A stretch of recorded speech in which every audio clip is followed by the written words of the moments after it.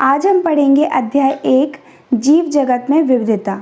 विद्यार्थियों, इससे पहले वाले वीडियो में हमने क्या क्या सीखा था कि जीव विज्ञान क्या है, जीव क्या है और जीवों के लक्षण पढ़े थे, पौधे एवं जंतुओं में अंतर पढ़े थे और जीव विविधता क्या है इसके बारे में भी हमने जाना था। अब हम क्या पढ़ेंगे? जैव विविधता के प्रकार पढ़ेंगे। जैव विविधता दो शब्दों से मिलकर बना हुआ है, जैव धन विविधता। जैव का मतलब क्या होता है? जीव या सजीव।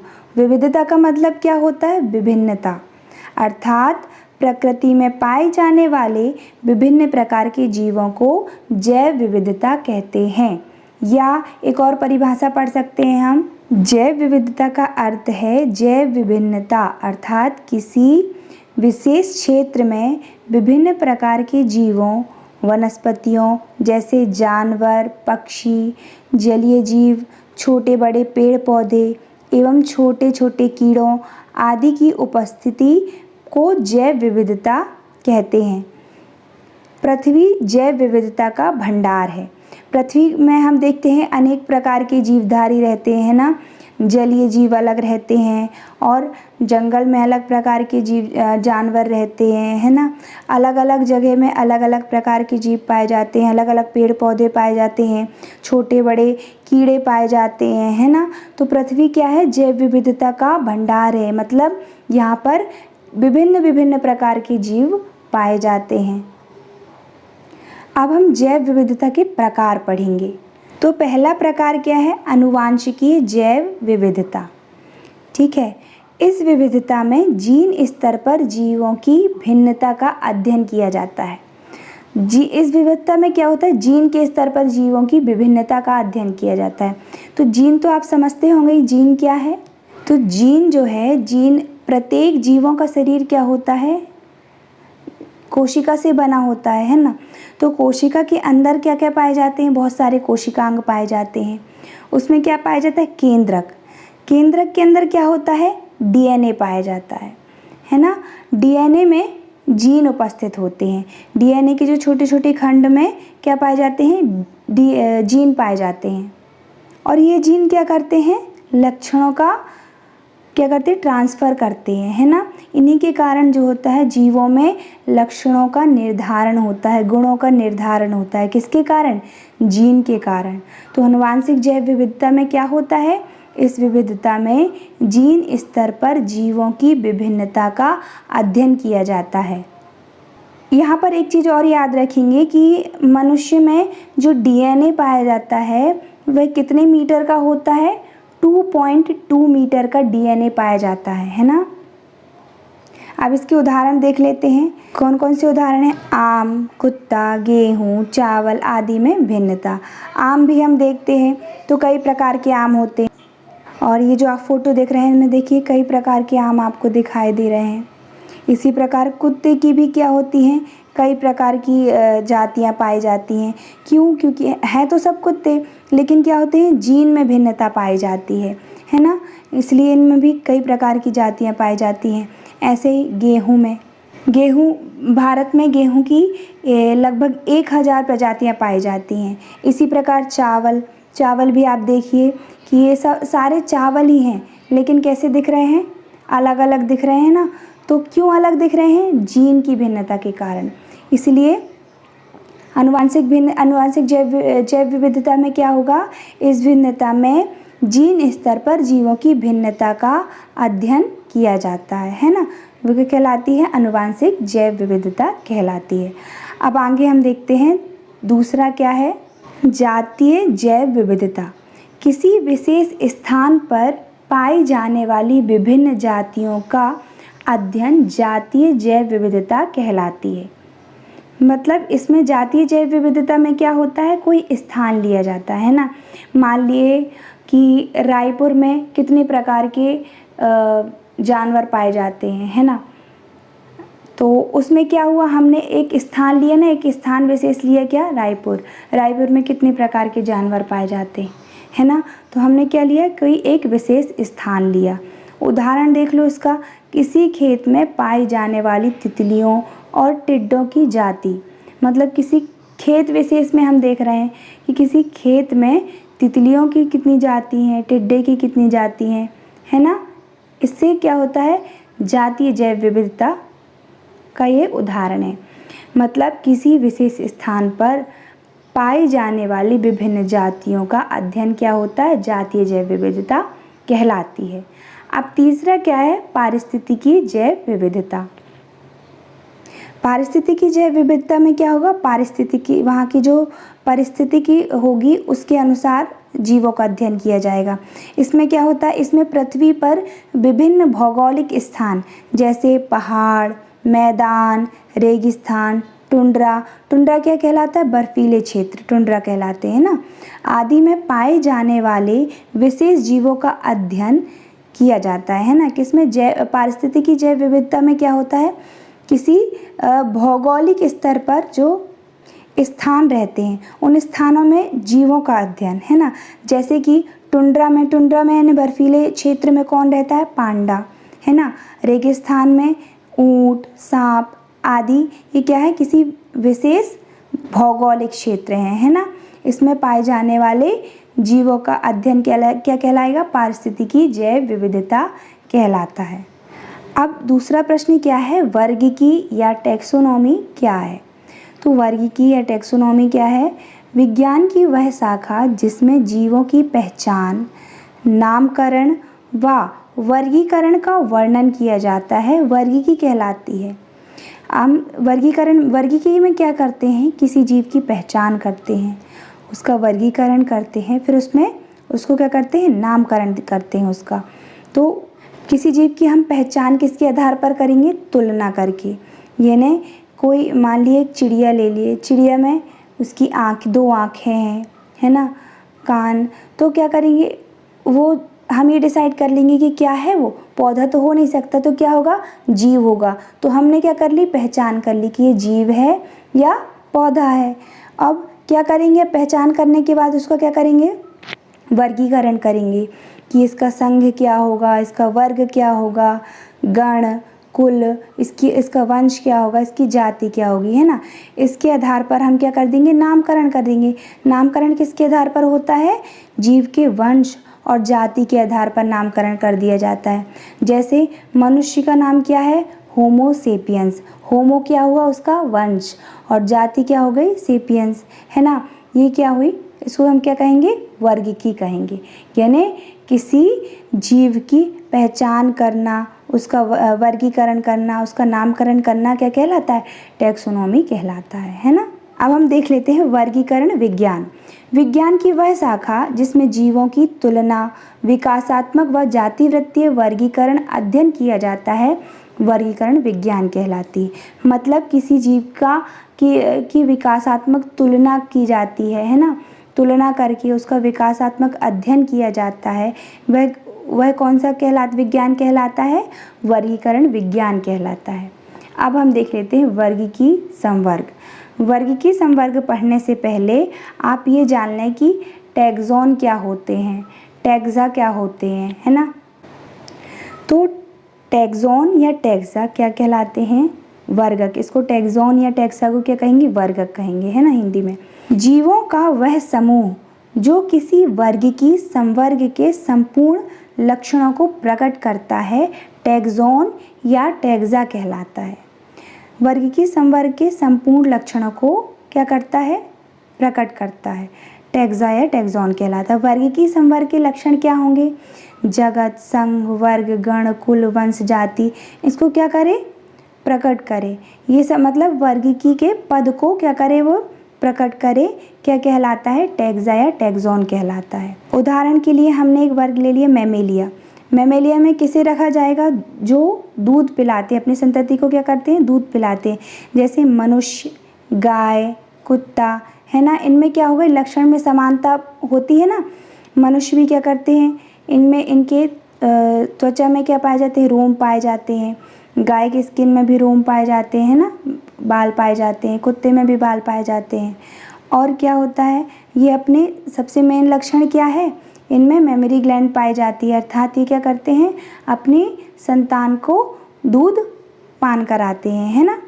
तो ये क्या हुआ, टैक्सॉन या टैक्सा हुआ, है ना। मतलब वर्गीकी के सभी पद क्या कहलाते हैं, टैक्सॉन कहलाते हैं। जगत, संघ, वर्ग, गण, कुल, वंश, जाति। अभी मैं इसको एक ट्रिक के माध्यम से आपको समझा दूंगी तो आपको ये याद हो जाएंगे। अब वर्गीकी संवर्ग क्या है, मतलब समस्त वर्ग की व्यवस्था वर्गीकी संवर्ग कहलाती है।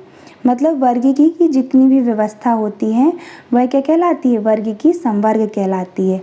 और सारे संवर्ग मिलकर वर्ग की पदानुक्रम बनाते हैं।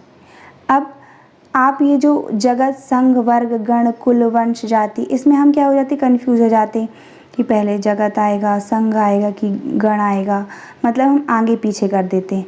तो इसे क्रमानुसार याद करने के लिए एक ट्रिक है। क्या है वो ट्रिक, मैं बताती हूँ आपको। ये देखिए ट्रिक है, कपिल, कॉफ़ी, जीएस। कॉफ़ी का सिर्फ COF याद करना है ना, कॉफ़ी याद करना है। तो कपिल में के से क्या बनेगा, किंगडम। किंगडम मीन्स क्या होता है, जगत। फिर पी से क्या बनेगा, संघ, फाइलम, है ना। फिर कॉफ़ी के सी से क्या बनेगा, क्लास। क्लास मीन्स वर्ग। ओ से क्या बनेगा, ऑर्डर। ऑर्डर मीन्स क्या होता है, गण। एफ से क्या बनेगा, फैमिली। फिर जी से क्या बनेगा, जीनस या वंश। एस से क्या बनेगा, स्पीसीज। स्पीसीज मीन्स जाति। इस ट्रिक के माध्यम से हम जितने भी वर्गीकरण के पदानुक्रम हैं उनको बहुत आसानी से याद रख सकते हैं, है ना। ये ट्रिक बन गई तो मतलब हमें ये जितने भी वर्गीकरण के पदानुक्रम है ना, जगत, संघ, वर्ग, गण, कुल, वंश, जाति, हमें ये लाइन से याद रहेंगे। अब हम इनका सबका क्या पढ़ लेते हैं, डिटेल पढ़ लेते हैं। इसके पहले एक नोट आप देख लीजिए। आप ऐसे साइड में नोट्स में अपनी ऐसे नोट डाल के लिख लीजिएगा, पौधे तथा प्राणियों दोनों में स्पीसीज सबसे निचले संवर्ग में आती है।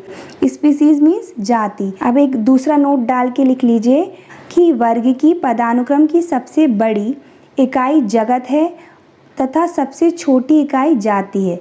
वर्ग की पदानुक्रम की सबसे बड़ी इकाई कौन सी है, जगत है।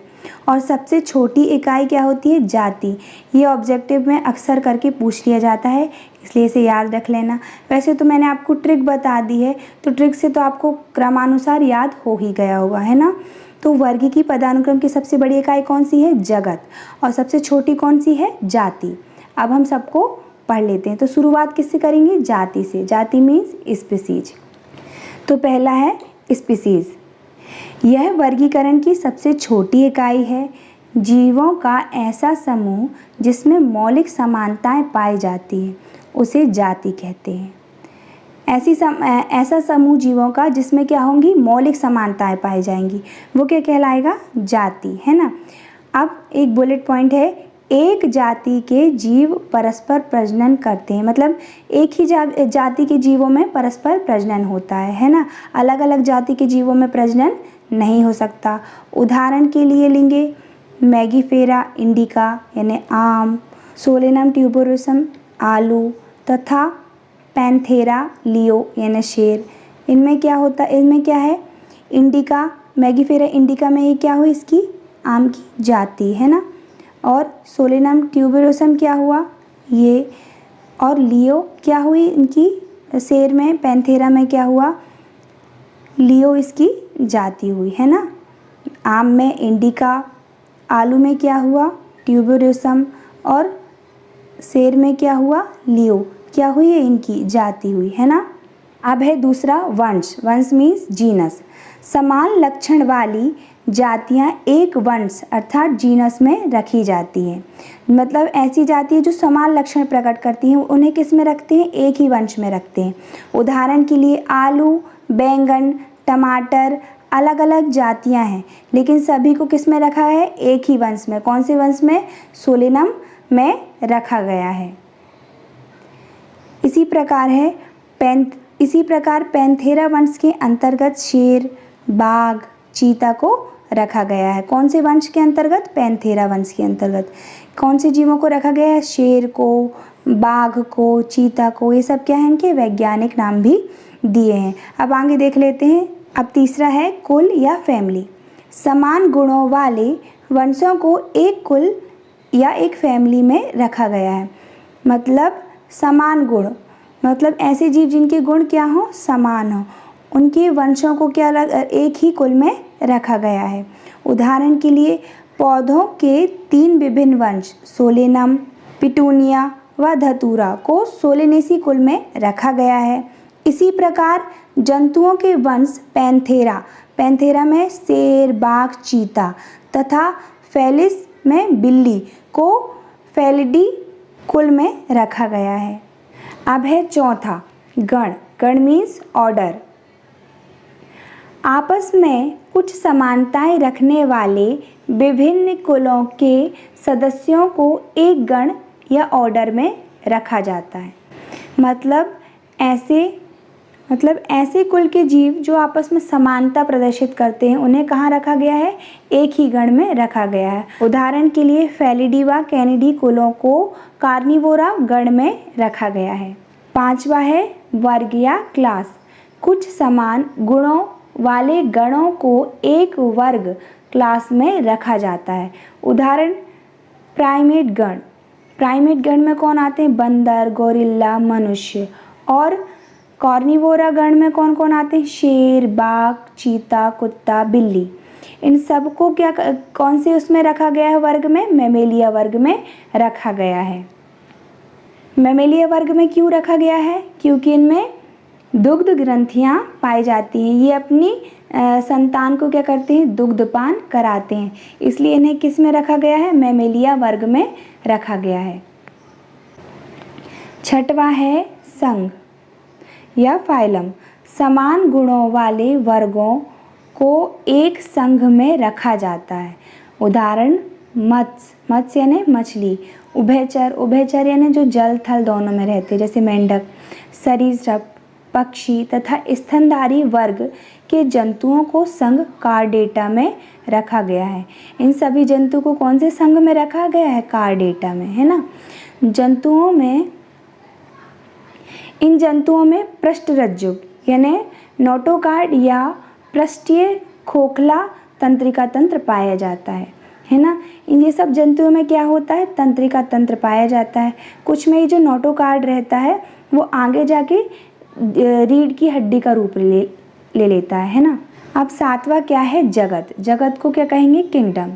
यह वर्गीकरण की उच्चतम इकाई है। उच्चतम इकाई यानी सबसे बड़ी इकाई कौन है, जगत। इसमें संघ आते हैं। आधुनिक वर्गीकरण के अनुसार सभी जीवों को 5 जगतों में रखा गया है। जो आधुनिक वर्गीकरण है उसमें क्या होता है, जीवों को 5 जगत में रखा गया है। कौन कौन से जगत हैं, जगत मोनेरा, प्रोटिस्टा, कवक, पादप जगत और जंतु जगत। इन सभी जगतों में क्या होता है, जीवों को अलग अलग वर्गीकरण के अनुसार रखा गया है। अब जैसे यदि आपसे प्रश्न कोई पूछ ले या प्रश्न आ जाए कि उदाहरण देते हुए वर्गीकरण के पदानुक्रम को समझाइए, तो आप कैसे समझाएंगे, तो आप मनुष्य का वर्गीकरण कर दीजिएगा। मनुष्य के वर्गीकरण में कोई अच्छे से याद कर लीजिएगा, ये इम्पॉर्टेंट भी है। इसके अलावा आम का वर्गीकरण भी इम्पॉर्टेंट है ना। और इसके बाद हम देखेंगे सभी के वैज्ञानिक नाम बहुत इम्पॉर्टेंट है। कुछ जो मैं आपको बताऊंगी, कुछ ऐसे नाम हैं जिनके आपको वैज्ञानिक नाम याद रखना इम्पॉर्टेंट है, वो भी आपको बता दिया जाएगा। पहले अभी आप ये पढ़ लीजिए।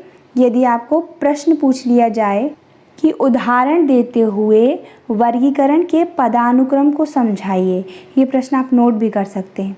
तो आप क्या करेंगे, वर्गीकरण की परिभाषा दे देंगे, है ना, वर्ग की संवर्ग की परिभाषा दे देंगे। फिर इसके बाद क्या करेंगे, ये मनुष्य का वर्गीकरण कर देंगे। उदाहरण डाल के मनुष्य का वर्गीकरण पूरा कर देंगे कि मनुष्य का जगत कौन सा है, किंगडम, जंतु जगत। संघ कौन सा है, कार्डेटा। वर्ग कौन सा है, स्तनधारी, है ना, स्तनधारी। गण कौन सा है, प्राइमेट। कुल कौन सा है, होमिनिडी। वंश कौन सा है, होमो। जाति कौन सी है, सेपियंस। अब मैंने आपको बताया था ना कि वैज्ञानिक नाम भी जरूरी है। तो वैज्ञानिक नाम किसके आधार पर किया जाता है, वंश और जाति के आधार पर। तो मनुष्य का वंश कौन सा है, होमो, है ना, और जाति कौन सी है, सेपियंस। तो इसका वैज्ञानिक नाम क्या हुआ, होमो सेपियंस। तो विद्यार्थियों, आशा है आपको जितना मैंने समझाया वो समझ में आ गया होगा, और कहीं दिक्कत हो तो आप कमेंट में पूछ भी सकते हैं। इसके बाद नामकरण पद्धति इम्पॉर्टेंट है, उसको पढ़ेंगे।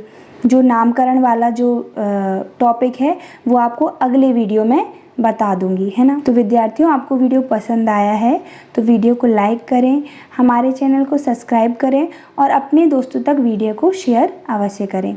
धन्यवाद।